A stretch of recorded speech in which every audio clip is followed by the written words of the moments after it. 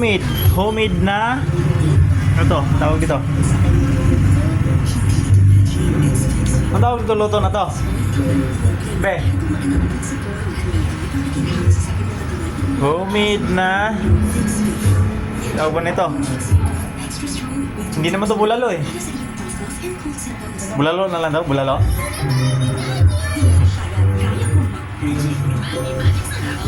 Kain na tayo guys, kain.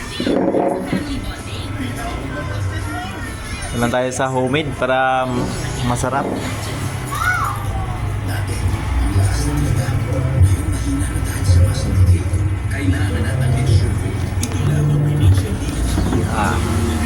Tubig lang muna Paris para hindi masyadong ano.